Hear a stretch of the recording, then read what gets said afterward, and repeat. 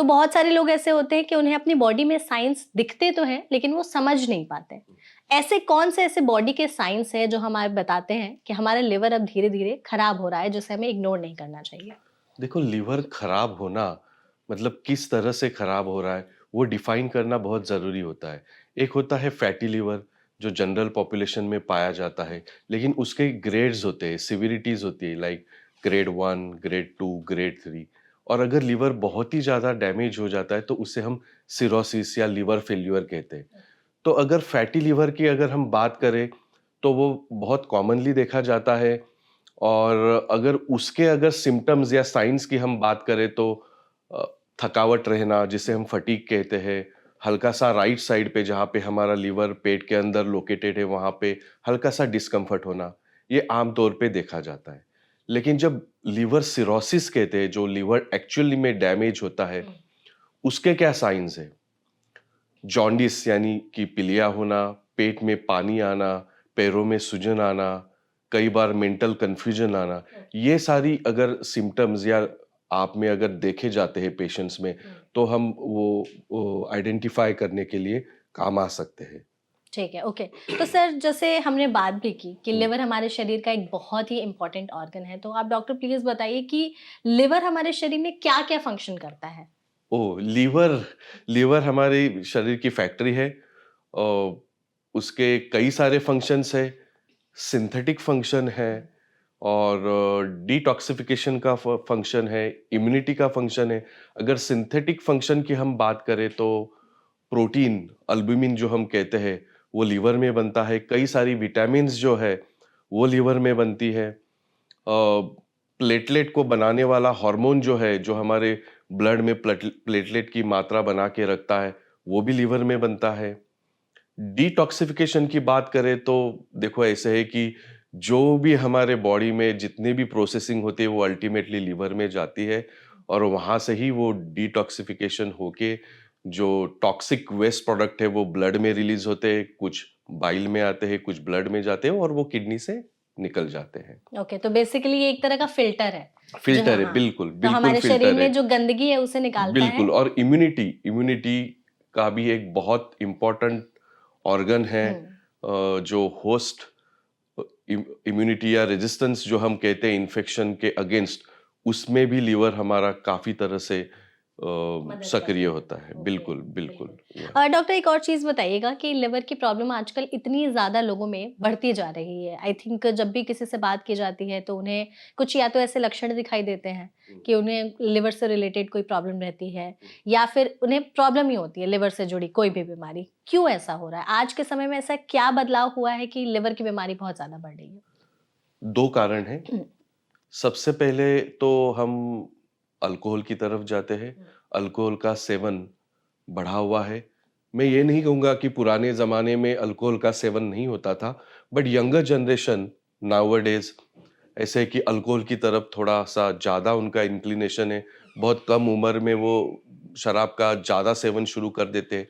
और second, most important, हमारी जो दिनचर्या जो है, लाइफ़स्टाइल जो है, डाइटरी फैक्टर्स और लाइफ़स्टाइल, वो हमारी पूरी तरह से सेडेंटरी हो गई है। एक्सरसाइज़ कम हो गई है। जो खाने-पीने का सेवन है, उसमें जैसे हमारा जंक फूड आप कह लो, या जिसमें ट्रांस फैट है, प्रोसेस्ड फूड है, उनका सेवन बहुत बढ़ गया है। कोल्ड ड्रिंक्स आप एक कोई भी एक सिंपल एक कोल्ड ड्रिंक ले लो, उसमें कई मात्रा में शुगर या कार्बोहाइड्रेट होता है, तो ये सब हमारे बॉडी में और लीवर पे काफ़ी नुकसानदायक असर करता है।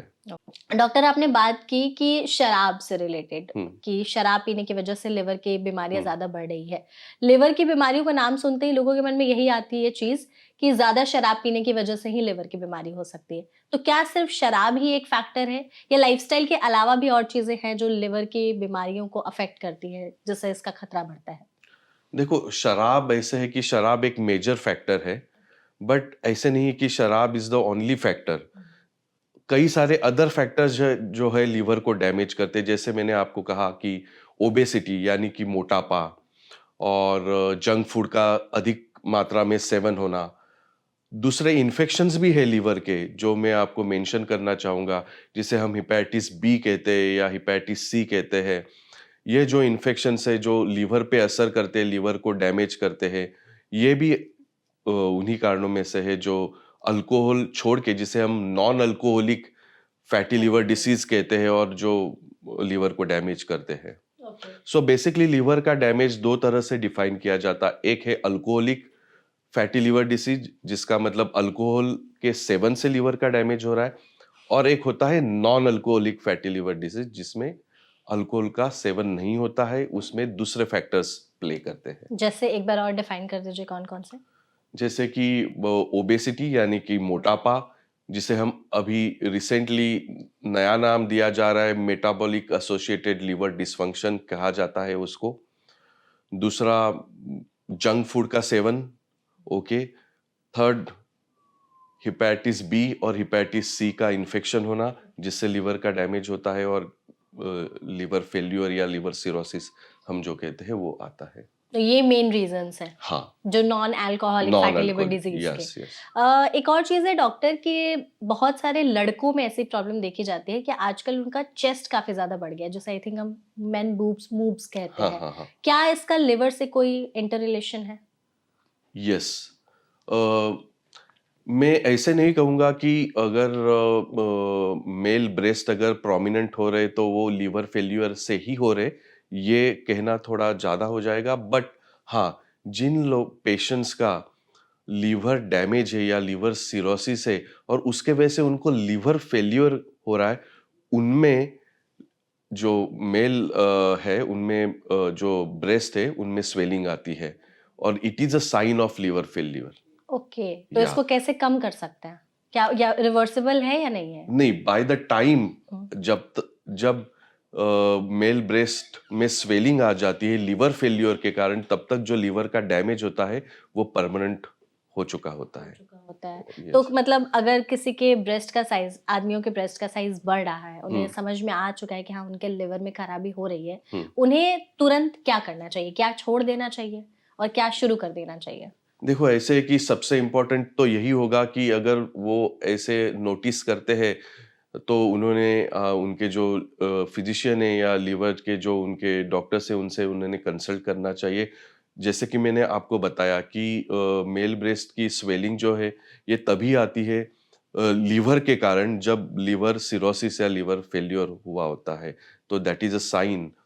सो ऑब्वियसली ट्रीटमेंट है, मेडिकल ट्रीटमेंट इसकी होती है, but by the time breast में स्वेलिंग आती है, लीवर का काफ़ी डैमेज हो चुका होता है। और उसके साथ क्या-क्या और लक्षण दिखाई देते हैं? उसके साथ जैसे मैंने शुरू में ही कहा पीलिया यानी कि जॉन्डिस, दूसरा पेट में पानी होना मतलब पेट काफ़ी फूला हुआ दिखता है और ये पेशेंट्स कहते हैं कि सर मेरा पेट काफ़ी फूला हुआ है और उनको सांस लेने में भी दिक्कत होती है। दूसरा पैरों में सूजन आना और कई पेशेंट से हल्के से उनमें मेंटल कंफ्यूजन होता है जिसे हम एन्केफेलोपैथी कहते हैं। मतलब वो ढंग से चीज़ों को कोऑर्डिनेट नहीं कर पाते हैं, उनके माइंड में कंफ्यूजन चल रहा होता है। तो तो ओके, ये सारे तो ये मतलब एक रीजन हो सकता हो है सकता है। इसकी वजह से।